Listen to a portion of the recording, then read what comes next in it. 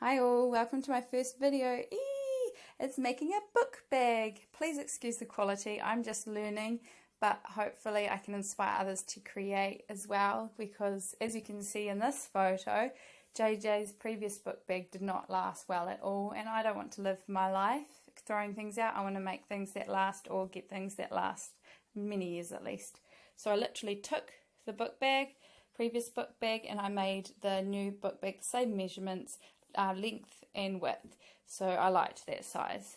And then here it is folded together. The front is a smaller bit and the back has the flap, so that is the big bit on the left there. And then I've cut out the lining to be the one piece, and here I've folded lengthwise and just winged it to cut the curve of the flat bit that will be sewn together later to be the flat. And you don't need to be really pedantic, just go for it. Here I've tailor's chalked where you're going to fold the lining to sew the sides, because the main's sewn, so that's easy, you don't need to mark that.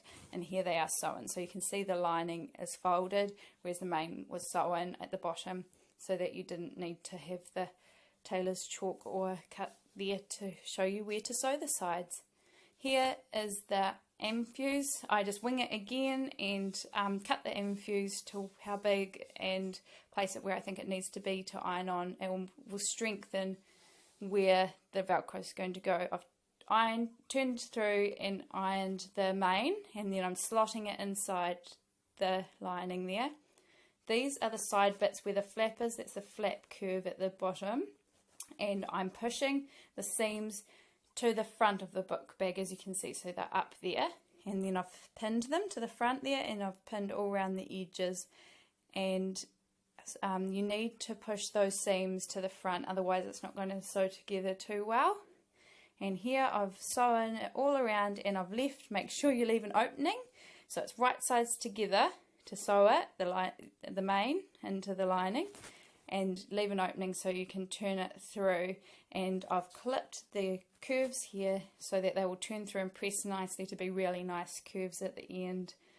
And here I've just shown with a photo that you need to sew and press those seams up towards the front there in that kind of shape. You don't need to be too pedantic, just do it again. And here I've turned it through, so you can see it's all puffy and it needs a press.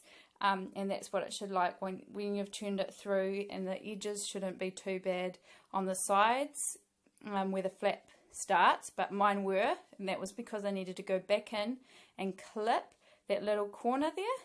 So go back in and clip it to release the corner at the edges if you don't like how they're sitting.